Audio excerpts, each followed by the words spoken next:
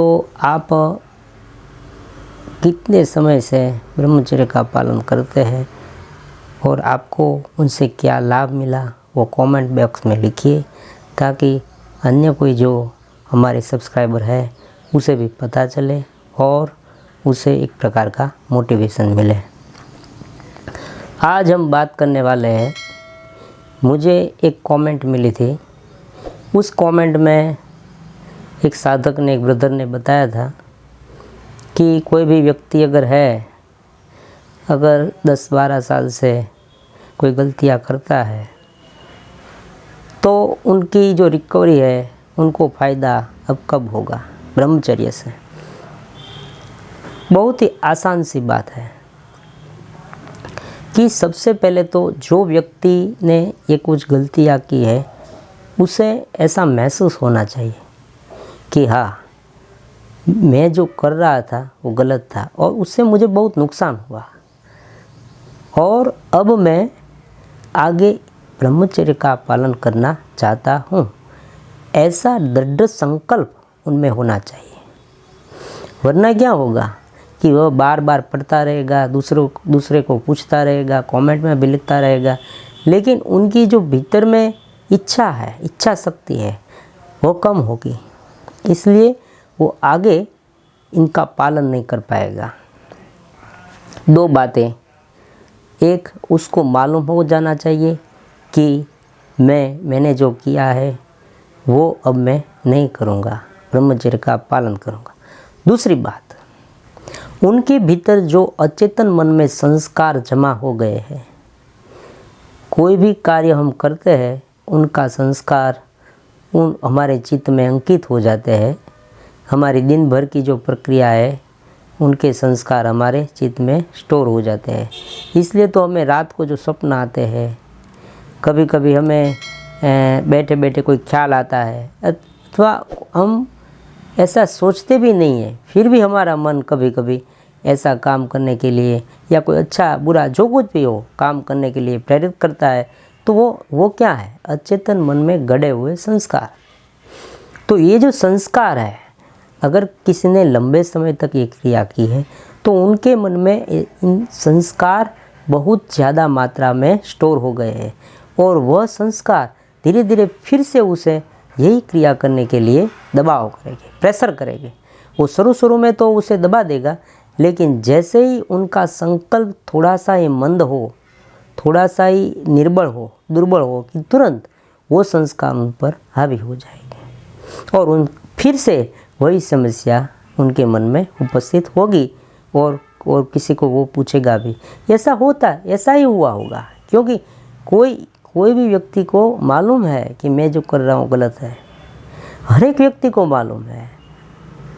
कठिनाइयाँ यहाँ यही है, कोई चाहता है या नहीं, कोई नहीं चाहता या नहीं, लेकिन करना चाहते हैं फिर भी नहीं कर सकते। कोई भी स्टूडेंट हो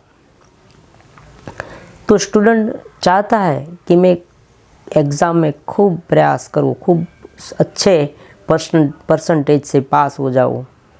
वो चाहता है लेकिन वो कर नहीं पाता। संकल्प हम लेते हैं लेकिन उस संकल्प को पूरा नहीं कर सकते। यह बात है। इसलिए जिसने भी ये कमेंट की है उनको मैं कहता हूँ कि हो सकता है, अच्छा हो सकता है, जल्द अच्छा हो सकता है। आपने टाइम पूछा है, ये टाइम आप पर निर्भर है। आपकी संकल्प शक्ति कितनी दृढ़ है उन पर निर्भर है।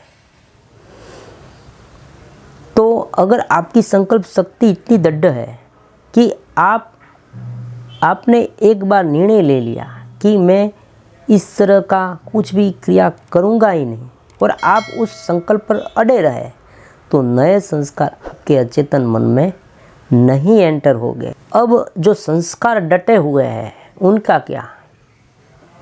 क्योंकि वही संस्कार हमें बार बार क्रिया करने के लिए प्रेरित करता है। कोई भी क्रिया, देखो यहाँ केवल ब्रह्मचर्य के बारे में नहीं है, विपरीत क्रिया के बारे में नहीं है। इसमें आलस्य भी आ जाता है, चिंता आ जाती है, चिड़चिड़ापन, हमारा स्वभाव, व्यक्ति का स्वभाव अगर चिड़चिड़ापन, अगर उनका स्वभाव बार बार कुछ न विषय पर चिंतित रहना, गुस्से हो जाना, और सभी कुछ क्रियाएं है, असंतोष महसूस करना हमारे पास बहुत है, लेकिन हम बार बार ऐसा महसूस करने लगे कि मेरे पास कुछ नहीं है, मेरे पास कुछ नहीं है। ये भी एक संस्कार, ये भी एक वृत्ति है। पतंजलि योग शास्त्र में ये एक वृत्ति है।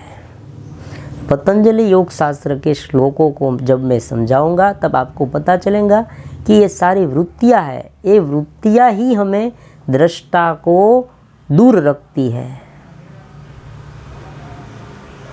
दृष्टा को दूर रखती है। हम योग से हम योग को समझने की कोशिश करते हैं। यहाँ थोड़ा वीडियो भले ही लंबा हो जाए। योग का अर्थ क्या? योग मतलब जुड़ना। जुड़ना कब आया? हम बिछड़े हैं तब ना। हम किससे बिछड़ गए हैं? हमारे स्वरूप से, हमारी चेतना से। नॉन ड्युअलिटी, अद्वितीय सिद्धांत के अनुसार हम पहले दिव्य थे। अगर आप ऐसा सोचोगे कि हम दिव्य हैं, तब ही आप दिव्य हो सकोगे। क्योंकि अगर सोने पे अगर सोना है, उन पर ग्लेट या कोई भी मैल इत्यादि लग गया है, तो उसे हम साफ करते हैं तो भीतर से क्या निकलता है? गोल्ड निकलता है। उसी तरह से ये जो वृत्तियाँ है, उसे एक बार या तो दूर कर दीजिए या अपने स्वरूप को डेवलप कीजिए। यही आपके प्रश्न का जवाब है। आपका अचेतन मन में जो संस्कार है वो बहुत सारी ऐसी वैसी क्रियाओं से, ये क्रिया कोई भी हो सकती है, ऐसा नहीं कि गलत सोचना, गलत देखना, यही है। क्रिया कोई भी हो सकती है। आलस्य, मान लीजिए किसी को पूरे दिन बैठे रहने की हैबिट पड़ गई, कुछ करने को मन ही लगता, तो एक हैबिट की तरह उसके अचेतन मन में संस्कार स्टोर हो गए। तो उनको निकालने के लिए भी हमें यही क्रिया करनी है। वेवरिंग माइंड जो है, मंकी माइंड है, उसे हर 7 मिनट में, हर 8 मिनट में, प्रत्येक व्यक्ति में 8-8 सेकंड में, मिनट में, प्रत्येक व्यक्ति में विचार बदल जाता है। विचार सतत कांस्टेंट आते हैं। माइंड स्थिर नहीं हो पाता। माइंड स्थिर नहीं हो पाता, इसलिए क्या होता है कि जो कोई हम कार्य करते हैं उनमें हमें सफलता नहीं मिलती। तो उनके लिए भी यही है, सारे दर्द की दवा यही है कि हमें हमारे स्वरूप में एकाकार होना है। यही योग है, इसलिए योग की बोलबाला है। आज हम देखते हैं कि विदेश में, फॉरेन कंट्री में योग की बहुत बोलबाला है। आपको अगर योग का कोई डोमेन चाहिए, योगा स्टूडियो, आप देख लेना इंटरनेट पे सर्च करके, आपको वो लाखों रुपये देना पड़ेगा ऑन का, www.yogastudio.com, ऐसा आपको अगर लेना है तो। क्यों? क्योंकि अब लोग जान गए हैं कि हम जो कर रहे हैं वो पूरी तरह से हम उनके भीतर घुस गए हैं। हमारी जो चेतना है, उनका जो संपर्क है, हमारा कॉस्मिक एनर्जी से हमारा जो संपर्क है वो पूरी तरह से टूट गया है। क्यों टूटा है? क्योंकि हमने वृत्तियों पर इतना ध्यान दिया है, वृत्तियों पर हमें इतना इंटरेस्ट है। वृत्तियों में सभी वृत्तियों आ गई, सभी विषयों की वृत्तियों हो या कोई गलत किसी भी तरह की वृत्ति हो। आलस भी एक वृत्ति है, नींद भी एक वृत्ति है। 5 वृत्तियां है। प्रमाण विपर्य विकल्प निंद्रा स्मृतयः, पतंजलि योग शास्त्र। तदा दृष्टा स्वरूपेवस्थानम वृत्ति सारूप्य इतरत्र वृत्तय पंचतय्य क्लिष्टा अक्लिष्टा। 5 वृत्तियों का ही ये सारा खेल है। 5 वृत्तियों का खेल। हमें अनुभूति नहीं होती आनंद की, इनका कारण यही 5 वृत्तियाँ ही है। अब जो अचेतन मन में जो वृत्तियों का जमेला है बड़ा, यही आपका प्रश्न का उत्तर चल रहा है। तो ये जो झमेला है उसे दूर करने के लिए योग का हमें आश्रय लेना चाहिए, स्पिरिचुअलिटी का आश्रय लेना चाहिए। क्योंकि कब तक ये चलता रहेगा? हम वृत्तियों को नियंत्रित करेंगे और फिर से वृत्ति हमारे पर हावी हो जाएगी। फिर से हम थोड़े दिन तक कर पाएंगे, लेकिन जब तक हम उनसे छूटेंगे नहीं, जब तक हम दृष्टा भाव में नहीं आएंगे, तब तक हम वृत्तियों पर नियंत्रण नहीं कर पाएंगे। क्योंकि जो स्वयं नियंत्रित है वृत्तियों से, वो अपने को कैसे नियंत्रित कर पाएगा? जो वृत्तियों का दृष्टा बन गया है, तदा दृष्टु स्वरूपेवस्थानम, जो दृष्टा बन गया है वृत्तियों का, वही तो वृत्तियों को कंट्रोल कर सकता है। इसलिए आपको योग का अनुसंधान करना पड़ेगा। योग से, ज्ञान से, स्पिरिचुअलिटी से कई जन्मों के, इस जन्म तो क्या, कई जन्मों के जो संस्कार है वो निर्मूल हो जाते हैं, दूर हो जाते हैं, कंप्लीटली रिमूव। जैसे कोई बीज हो, अगर बीज को हम भूंज दे तो सेका हुआ बीज है, भूंजा हुआ बीज है, उनमें से अंकुर नहीं फूटते, क्योंकि उसमें जो बीजत्व है उनका नाश हो गया है, उसमें से अंकुर नहीं फूटते।